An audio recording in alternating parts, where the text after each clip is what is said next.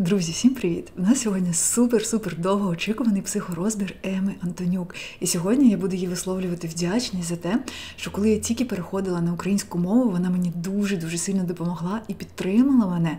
Тоді бракувало українських каналів з гарною лексикою, і Ема мене дуже тоді підтримала якраз своєю чіткою, принциповою позицією. І сьогодні ми будемо, і в мене навіть светрик схожий на те, як була одягнена Ема в своєму останньому інтерв'ю Славі Дьоміну, який я вважаю супервдалим. І для мене там Ема проявилась як шира, розумна, надзвичайно інтелігентна, інтелектуально розвинена людина, гнучка, жива, справжня, чесна. І вона в мені викликала дуже багато ніжності. І я, як психотерапевт, який оцінює психіку Еми, хочу сказати, що в неї надзвичайно великий еволюційний потенціал. І ми сьогодні будемо її розглядати з точки зору схемотерапії. І перше, що кидається в очі, і Ема, власне, сама дуже чітко усвідомлює, що в ній є така схема. В ній є схема надзвичайно високих стандартів та схема понятивності. І схема надвисоких стандартів вона сама дуже класно описує. Тривожність від невизначеності, тривожність від перфекціонізму, тривожність від бажання, от прям треба все робити ідеально, але ідеально існує тільки тут. В реальності ідеально не вийде. Тривожність від страху, несхвалення від великої кількості людей. Люди зі схемою надвисоких стандартів – це цілеспрямовані перфекціоністи, трудоголіки, які думають, що вони постійно мають прагнути відповідати надзвичайно високим стандартам. Причому вони не вважають свої стандарти завищеними. Вони вважають їх нормальними і думають, що всі мають підтягуватись до цього ідеалу. Вони постійно перебувають в стані хронічної напруги, нетривожності. Вони радше відчувають постійний непосильний тиск, який більше схожий на стан хронічного гніву.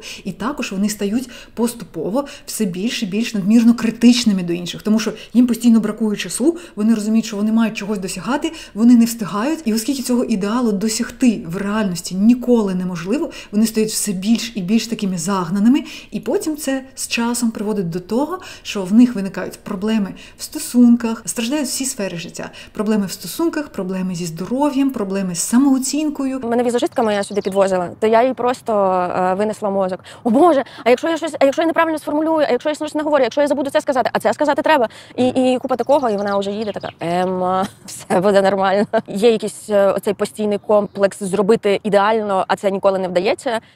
Мені потрібна людина, яка раз в тиждень протягом години буде трішечки бризкати на мене холодною водою, щоб я прийшла до тями. І Ема згадує, що вона вже 4 роки ходить на психотерапію, але її психотерапевт не концептуалізує ці її проблеми – перфекціонізм, трудоголізм, хронічний гнів в рамках схема терапії і в рамках схеми надмірних стандартів. Вони це концептуалізують просто як тривожність, і це трошки б'є не в ціль. І чому тут схемотерапія саме для Еми було б застосувати найбільш вдало, і це пришвидшило драматично прогрес в її лікуванні. Тому що, дивіться, як мені здається, походження цих схем саме в Еми пов'язане з якоюсь травматичною ситуацією, про яку вона згадує ось тут. Я прийшла в терапію з деякими драмами в минулому, які трапилися, і, зокрема, драмами, які були там в моєму дитинстві. І я це розказувала, і для мене, я була там дуже зранена, і для мене дуже було важливо або якось відновити справедливість, або щоб у мене попросили вибачення за те, що я прожила. Якось якусь сатисфакцію отримати. І мене це дуже мучило, і оце, як кажуть, що не пробачати, це мати надію на краще минуле. Це як умовна надія на краще минуле у мене була. І інсайт на психотерапії, який, він дуже простий, але в тому то і відкриття, що на це я ніколи не дивилася. Я жила і чекала, чому це не розв'яжеться. Мені потрібна була сатисфакція. Де ця справедливість, яка відновиться? Я зрозуміла, що ці люди, через яких я страждала, вони ніколи цього не визнають і не попросять пробачення. Я просто, я мушу це прийняти, цього не трапиться. Я не можу роками чекати визнання цієї біди і пробачення, тому що я не можу повпливати на цих людей. Вони просто цього не зроблять. І коли я це зрозуміла, мені стало настільки легше, я перестала шукати цієї сатисфакції, я перестала мучитися, я перестала в спогадах до цього повертатися. Тобто є те, що я контролюю. Я можу це для себе порішати. Я можу якось оплакати якісь ситуації зі свого життя на терапії. Оце місце, де ти безпечно можеш оплакувати свої якісь трагічні моменти. Тобто в Еми походження цих схем пов'язане з якоюсь травматичною ситуацією. Що робить травма? Вона порушує цільність нашого справжнього я і нашої особистості, і вона утворює в нашій особистості такі компенсаторні структури, якраз оці схеми, які тоді допомогли їй вижити, адаптуватись до впливу травматичних ситуацій, не зламатись, не втратити свій стрижень, а навпаки, зібратись і пережити цю ситуацію. Тобто колись ці схеми були адаптивними, але тепер вони вже заважають продовжувати людині реалізувати свій потенціал, бути свободною, вільною, необмеженою. І взагалі виникає таке враження та відчуття, що ці схеми надмірних стандартів і пунітивності, вони захищають Ему, і вона ще цю травматичну ситуацію до кінця не пропрацювала, і вона відчуває хронічний гнів, який інтерв'юєр Слава Дьомін називає радикалізмом, радикальністю, але насправді це не радикальність, а радше можна назвати це категорічністю, моралізаторством якимось. І Ема транслюється на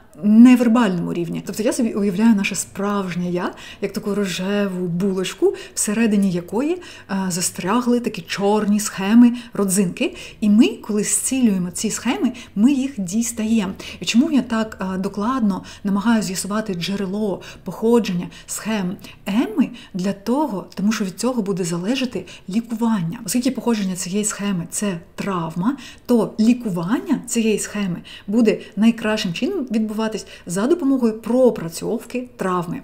Ліпше за все підійде тут імажинативна рескрипція. Це суперметод, який допомагає не просто оплакати і процесом скорботи визнати наявність травматичної ситуації, а який перезаписує, лікує, зцілює травму і перезаписує наші згадки про минуле. Суть метода імажинативної рескрипції, подивіться обов'язково на моєму YouTube-каналі, є відео, яке називається «Імажинативна рескрипція». Там мені проводять імажинативну рескрипцію на мою травматичну ситуацію, там, де дідусь поцілував мене, і це заблокувало мою сексуальність та креативність. І от під час імажинативної рескрипції, що відбувається? Ми заходимо в минуле разом з психотерапевтом, дорослий клієнт та дорослий психотерапевт, вони спостерігають за травматичною ситуацією і вони захищають скривджену дитину. Перше, що робиться в імажинативній рескрипції, це усувається небезпека. Тобто ідеальна ситуація – це коли дорослий клієнт може самостійно захистити дитину, яку піддають скривдженню. Якщо клієнт сам не справляється, то психотерапевт йому допомагає. Тобто таким чином усувається небезпека. І в цей момент, коли насильство зупиняється, дитина захищена і кривдник усунений, то тоді в пам'яті реально відбувається перезаписування згадок про минуле. Цей метод імажинативна рескрипція є науково доведеним методом схемотерапії і надзвичайно ефективним. І друга половинка цього метода полягає в тому, що незадоволені потреби дитини задовольняються. Це потреба в безпеці, це потреба в грі, в повній, абсолютній любові, прийнятті. І під час того, як емоційні незадоволені потреби дитини задовольняються, а це відбувається під час діалогу з цією дитиною, прямо в процесі імажинативної рескрипції. І в цей момент ядро особистості зцілюється. Різні розірвані, роз'єднані часточки об'єднуються знов в одне, і еволюційний потенціал особистості різко виростає. Клієнти після цього методу, вони відчувають надзвичайне полегшення, ніби камінь з душі спав, і дуже-дуже з'являється сил, енергії на відновлення. І оце зцілення особистості, воно призводить до того, що коли травматична ситуація відбувається, людина якби застрягла трошки в минулому, і коли цей блок усувається для її розвитку, вона супер-супер-супер швидко отак доростає до свого хронологічного віку.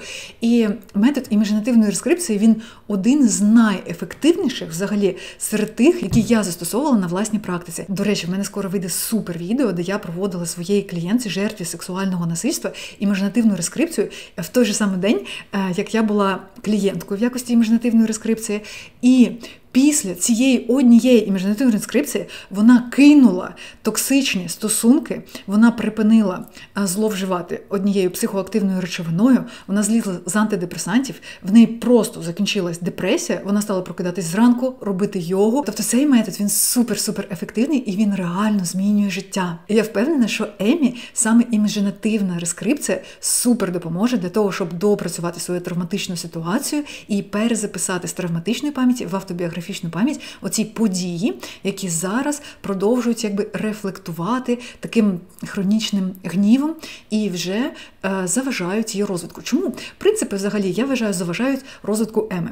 Оцей дуже тактовний ведучий так Емі натякнув. Він їй, до речі, каже, а ви не хочете раптом розповісти про свою травматичну ситуацію, мабуть, там був якийсь аб'юз, тобто вас хтось піддавав насильству, і вона каже, ні, аб'юз – це діло сімейне.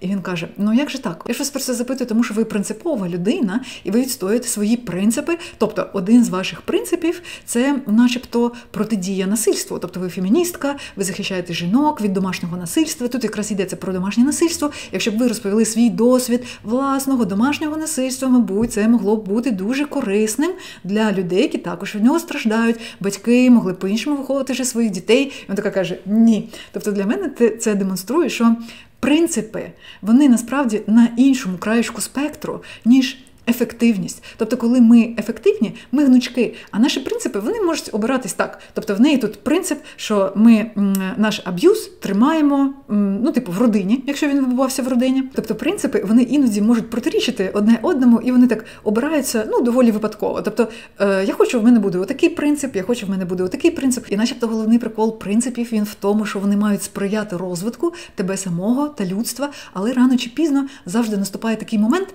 коли вони навпаки починають тебе блокувати, обмежувати і заважати. І ти вже протирічиш сам собі. І іноді навіть робиш собі шкідливі речі, коли ти вчепився в ці принципи і намагаєшся їх відстоювати. Навіть Марша Ліннехан в діалектико-поведінковій психотерапії, вона каже, що принципи і ефективна поведінка, вони на протилежних краєчках спектру. Тому що ефективна поведінка, вона безоціночна, вона гнучка, і вона допускає, що ми можемо позбуватися якихось ідей і ставати прихильниками інших, тому що ми самі змінюємось. І Єма також каже, що частину своїх принципів вона ще перейняла в мами. І я дуже поважаю та визнаю, що колись ці принципи дуже сильно допомагали вижити, не зламатись і зберегти ядро своєї особистості, як її мамі, так і їй. Але тепер, я думаю, що якщо Ема трошечки розм'якшить свої принципи і позбудеться, головне, оцього хронічного гніву, який застряг як наслідок травматичної ситуації, і вона цей гнів помістить там в минуле, і вона вивільниться від нього, то тоді вона стане більш вільною, більш гнучкою, більш необмеженою. І другий метод, який дуже може Емі допомогти в пропрацьовці її травматичної ситуації з минулого, це може бути конфронтація. Якщо її кривдники, насильники, гвалтівники все ще живі, і вона продовжує з ними спілкування, наприклад, якщо це були родичі, то вона може підготувати конфронтацію з ними та провести цю конфронтацію. Конфронтація – це взагалі суперметод, і це головний інструмент в лікуванні невротичної структури. І якщо, наприклад, я точно не знаю, чого там було, от це зараз чисто фантазія. Якщо, наприклад, її образив хтось з її родичів, то тоді вона спочатку разом з психотерапевтом готується до конфронтації. Вона пише конфронтаційний лист в ненасильницькій формі. Коли ти робив так, я відчувала себе так. Це так відобразилось на мені в подальшому, і у зв'язку з цим я прошу тебе про те і про те. Тобто перераховуються і перелічуються абсолютно всі елементи насильства на її адресу, потім вона перелічує всі свої емоції з цього приводу, образу, жаль до себе, гнів, почуття провини, страх, сором, що б це ні було. Потім на наступних сеансах з психотерапевтом вона вже ці емоції висловлює, можна в насильницькій, можна в ненасильницькій формі. Головне, щоб цей конфронтаційний лист, він був не протирічивий всередині себе, тобто, щоб не було такої ситуації, що, наприклад, це просто наприклад, коли ти мене бив, я відчував на тебе злість. Тобто психотерапевт, він якраз поки клієнт читає цей конфронтаційний лист, звертає увагу на нестиковочки між вербальним та невербальним посилом. Тобто, наприклад, якщо клієнт все ще продовжує відчувати провину, а розповідає за те, що він відчуває гнів, от на цю невідповідність психотерапевт звертає увагу. І коли людина під час читання конфронтаційного листа може реально вивільнити весь свій гнів, то це означає, що людина вже на 70% пропрацювали свою травматичну ситуацію. Але все ж таки остаточно розставити всі крапки над «і» допомагає саме реальна конфронтація. Тобто, коли ти приходиш до кривдника супер-супер підготований вже, коли тобі вже легко, коли ти вже справився з ситуацією, і коли ти в обличчя тому, хто тебе ображає, кажеш це все, і ти максимально встаєш над цією ситуацією, і тоді ти стаєш просто максимально вільним, необмеженим, і ти вже нічого не боїшся в житті. Таким чином, оцей хронічний гнів, він вивільнюється остаточно, і ти переводиш цю ситуацію в минуле, і тоді якби немає необхідності більше в тому, щоб весь цей гнів тримати, як хронічно розмазане таке масло вершкове по бутерброду, да, і тягнути цю ситуацію в теперішнє, в майбутнє. Про те, як я проводила конфронтацію з відчимом, з мамою, про те, як я лікую невротиків. Про це в мене скоро будуть окремі відео.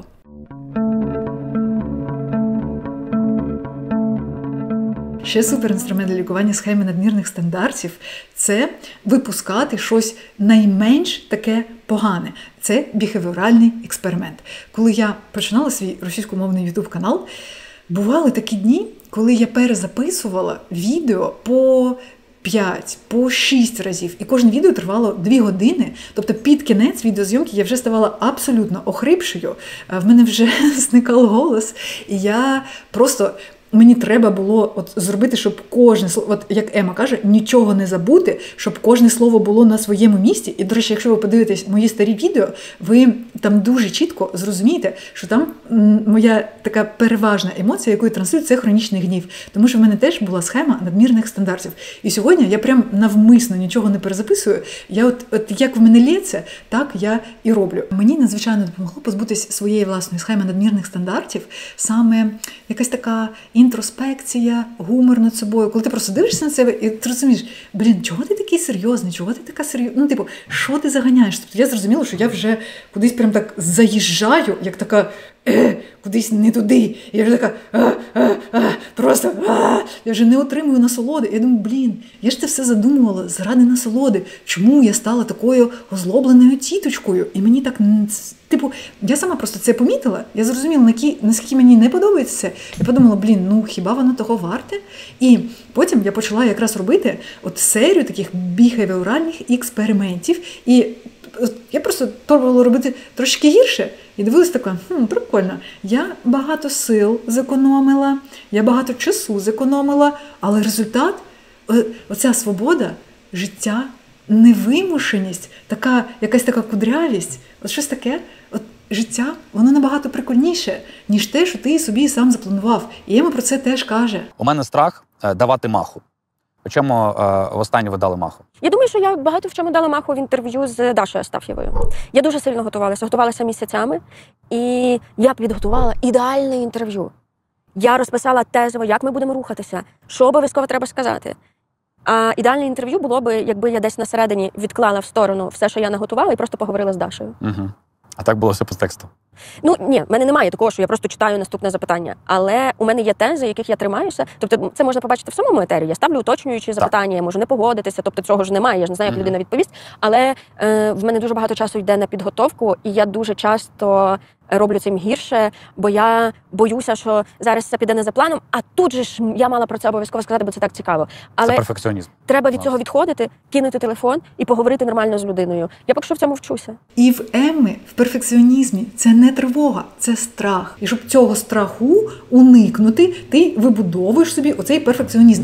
І страх так само, як і сором, можна тільки подолати. Тобто ти такий, окей, я цього боюсь, я йду на цей страх. І ти ставиш собі, наприклад, біхевіоральний експеримент. Що, якщо я зроблю відео, наприклад, не з 10-го дубля, а з 9-го. Чи якщо я буду готуватись до інтерв'ю не 4 місяці, а 2 дні. 2 дні – це занадто, така велика різниця. Тобто, наприклад, не 4 місяці, а 3 місяці. Потім не 3 місяці, а 2 місяці. І потім випускаєш серію таких відео, які стають все менш і менш перфекціоністичними, тобто все більш і більш живими, все більш і більш щирими, чесними, все більш і більш метамодерновими. То тоді ти потім порівнюєш результати. Тобто, наприклад, оце відео, яке погірше, воно насправді набрало так само чи більше переглядів. Потім я там така легка, весела, усміхнена, натхнена, там атмосфера набагато більш така невимушена, прикольна. Тобто ти порівнюєш плюси і мінуси. Да? І ти думаєш, ну окей, да, я там щось сказала не ідеально, я там десь не досягла якогось там ідеалу, ну нічого страшного, я потім це скажу в наступні рази. І от, наприклад, на шкалі перфекціонізму є прям максимально такі хуйові речі, є такі середні, і є такі прям самі класні. Да? І от якщо ти перфекціоніст, то ти намагаєшся кожен свій продукт робити от в цій третині, в цій ділянці, де все прям отут хороше, отут прям супер класне, на твою перфекціоністичну думку упороту, і отут прям ідеальне. Але отут ти вже в хронічному гніві. Тут є щось середнє.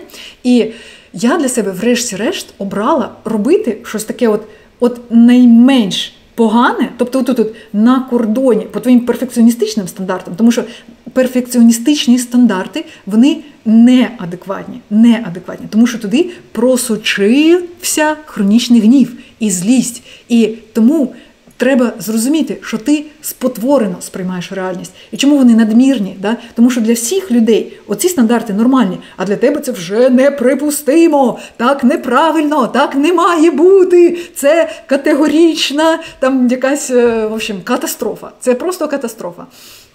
І тому ти розумієш, ну окей, мабуть, мені так здається, але припустимо, що я помиляюсь. Так? І головне, самий прикольний прикол, що коли проходить дуже багато часу, наприклад, проходить 4 роки чи 5 років, і ти дивишся свої старі відоси, ти думаєш, господи, до чого я так заганялась? Все класно, я і розумна там. Тобто ми себе бачимо вже потім менш критичними очима. Ну і звісно, що любов до себе тут максимально може допомогти в цій ситуації.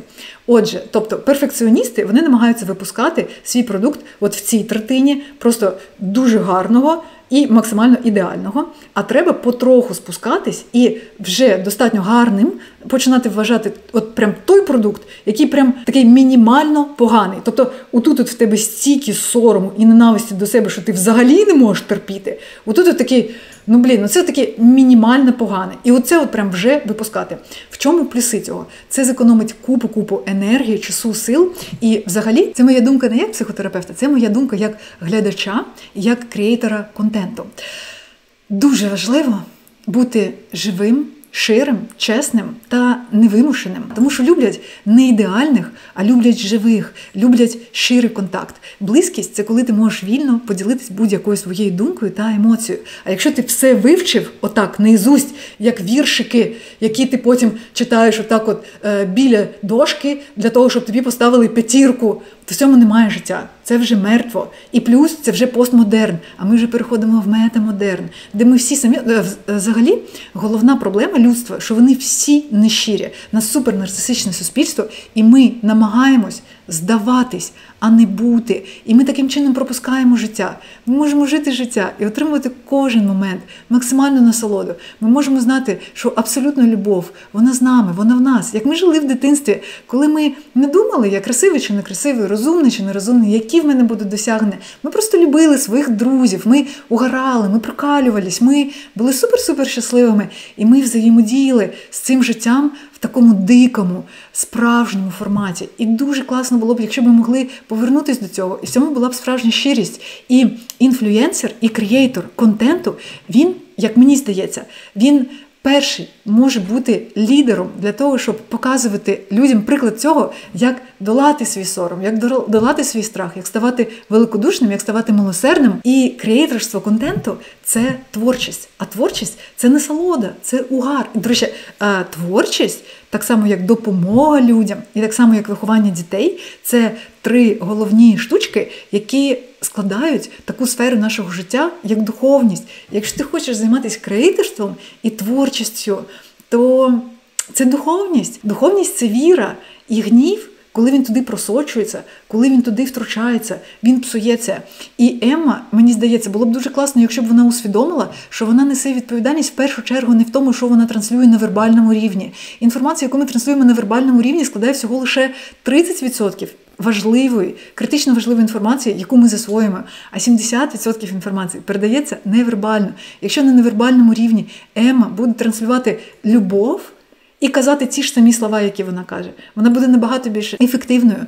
І любов, натхнення, віра, вдячність, емпатія, вони дають тобі самому необмежений ресурс, і в тобі стає дуже-дуже багато енергії на те, щоб створювати щось нове. І це сила любові, коли ти їх взрощуєш в собі, коли вони даються собі, і коли ти даруєш їх іншим, це набагато більш трансформаційний досвід, ніж коли ти робиш це через гнів, тому що гнів – це хоча і активізуюча емоція, вона дає дуже багато енергії, але все одно ресурс енергії гніву, він обмежений, тому що це руйнує, це руйнівна емоція, тому що вона негативна.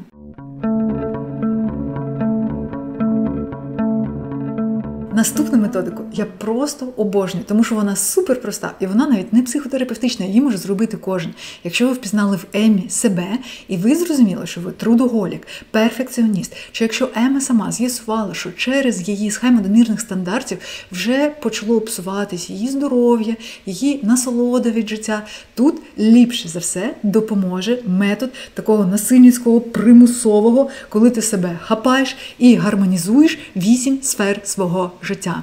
Робота, родина, друзі, здоров'я, хобі, відпочинок, саморозвиток та духовність. Ви можете себе вдома зробити цю діаграму і зрозуміти, які сфери у вас відстають і які, навпаки, надмірно перерозвинені. В трудоголіків сфера роботи розвинена на 8, 9, 10, 12, а, наприклад, такі сфери, як відпочинок, хобі, духовність, можуть бути розвинені всього лише на 0, 2, 4. І людина, яка всю свою увагу, всю свою психічну енергію, весь свій час, вона зосередила на одній сфері, їй здається, що вона супер глибока і розвинена в цій сфері, і вона не розуміє, що абсолютно мощніший буст, і вона може іксанутись як персоналіті, абсолютно мощний буст можна отримати саме від того, коли ти дорозвиваєш в собі слабкі сфери, тому що в нашому мозку за різні ділянки вони відповідають за отримання різної інформації. Наприклад, якщо ви граєте в шахи, цю інформацію, яку ви отримали в цій, здавалось б, грі, ви можете екстраполювати на своє стратегічне мислення, на свою креативність. І якщо в креатора, в митця, в людини, яка хоче бути супер-супер особливою, супер розвиненою, стоїть мета саморозвиток, то їй треба обов'язково звертати увагу саме на розвиток своїх слабких сфер. І це йде як така бочка, яка створена з оцих реєчок. І якщо в бочці одна трудоголічна така реєчка, вона супер розвинена, то водичка не буде натікатись до рівня найбільш розвинений. Водичка буде завжди натікати до більш слабкої. Тобто, якщо в тебе хобі 0, і ти не можеш бути креативною, ти не можеш бути різноманітною, тому що між цими різними ділянками не будуть утворюватись нейрозв'язки, а нейропластичність, креативність, інтелект, інтуїція, вони народжуються саме від великої кількості нейрозв'язків між різними ділянками. Тому, якщо ти вкладаєш просто в роботу, то ти будеш однобокий, ти не будеш цікавий, ти не будеш такий, як калейдоскопчик. Тому, якщо ви відчуваєте, що ви вже вперлись в якусь таку скляну стелю, і ви ніяк не можете її подолати, я вам раджу почати саме з того, щоб проаналізувати свої 8 сфер і забустити ту сферу чи ті 2-3 сфери, які більше за все відстають. І я вам просто гарантую, що ви масштабуєтесь і ксаньотесь як ідентичність, як особистість, у вас виросте креативність, і ви зможете по-новому, під неочікуваним, дуже цікавим кутом подивитись на свої проблеми і їх розв'язати успішно. Ще дуже класна вправа для того, щоб подолати свою схему надмірних стандартів – це розмови з критиком. Тобто ота структура, яка від Еми вимагає бути ідеальною, сказати ось ці слова, в цій послідовності, стільки готуватись, і тоді буде гарно – це її критик. В мене є припущення, що цей критик, вона його засвоїла через маму. Тобто частина того, як вона імплементувала в себе цю схему, частково через травматичний досвід, а частково через ці переконання, як її виховували батьки. Тобто мама їй казала, якщо ти будеш робити отак, то це буде класно. І в нас є 2 різновиди критика. Перший – це каральний, А другий – це вимогливий. І в Еми вимогливий критик. З каральним і вимогливим критиком треба працювати по-різному. І от коли в тебе є цей вимогливий критик, його ліпше за все можна подолати, коли ти з ним ведеш діалог і коли ти йому дякуєш. Наприклад, я сідаю знімати відео, і я розумію, що тут наді мною висить цей критик. І він мені каже: ти погано виглядаєш, ти неправильно щось сказала, тобі зараз треба переговорити. Чи якщо ти зараз, і ти вже починаєш відчувати оцей тиск, оцю напругу, оцей хронічний гнів, коли ти думаєш, так, чу-чу. І коли ти помітив, що в тобі є цей критик, ти йому кажеш: я дуже тобі дякую за те, що ти хочеш мені допомогти. Я знаю, що ти думаєш, що так буде ліпше, що так я буду гарною людиною, що так я буду структурованим, що так я буду відповідальним, що так я буду працездатним, що так я досягну більшого успіху. Тому що в цьому критику є щось корисне. Нас робили таким чином більш структурованими, більш дисциплінованими, нас змушували, поки всі там грають у дворі, щось там вчити уроки, ставати принциповими, мати мораль. І в моралі Емми є дуже-дуже багато корисних речей, які мені подобаються. Просто оцей емоційний посил класно було б замінити чи якось пом'якшити просто. І коли ми дякуємо цьому критику, ми йому кажемо: я знаю, що ти думаєш, що тільки так я впораюсь, але ти таким чином не даєш мені можливості спиратись на мій внутрішній ресурс, на мої таланти, на мене справжнього. Тому що та, яка я є в житті, жива, гнучка, невимушена, весела, з гарним почуттям гумору, мила. Я дуже класна. Немає. Навіщо мені бути не такою, як в житті, коли того, яка я є, вже достатньо? Коли ти так декілька разів розмовляєш зі своїм критиком, і ти заміняєш оце критичне ставлення на більш не просто милосердне, а на більш наповнене любов'ю, що може бути більш заряджаючим тебе ресурсом, ніж люблячий погляд людей, які тебе приймають. Чи якщо ти сам любиш себе, коли ти сам себе приймаєш? Нічого. І так само, як і абсолютно всім людям, Еммі я також би порадила користуватись позитивним мисленням і тренувати навичку любові до себе. Тому що, якщо вона буде за позитивним мисленням прописувати, яким вона хоче мати свій YouTube-канал, скільки вона там хоче мати підписників, переглядів, яку вона хоче атмосферу в своєму відео, які вона хоче отримувати коментарі, вона буде вже налаштовувати свою увагу таким чином, що все буде здійснюватись саме так, як вона собі загадала. Тобто, наприклад, якщо зараз в неї є страх засудження, негативних коментарів, несхвалення з боку її оточення, з боку нашого суспільства, то тоді вона налаштовує свою увагу на те, щоб превентивно від цього захищатись. Якщо вона вже, поки вона буде це прописувати, трошки розм'якшить себе, вона відчує себе в безпеці, вона налаштує всю свою увагу і весь свій мозок на те, щоб саме цього досягти, в неї з'явиться більше довіри і відчуття необмеженості ресурсів, що всі ніби будуть їй в цьому допомагати, що нібито весь всесвіт буде їй в цьому допомагати. І вона зрозуміє, що вона має спиратись не тільки на себе, на свій маленький, оцей людський обмежений ресурсик, а що всі ніби її друзі. І ще в Еммі є схема понятивність. Такі люди вважають, що всі люди заслуговують на покарання за свої помилки, і, зокрема, вони самі. Тобто такі люди поводяться як нетерпимі, моралісти, їм бракує милосердя, і їм дуже-дуже важко пробачати помилки людям.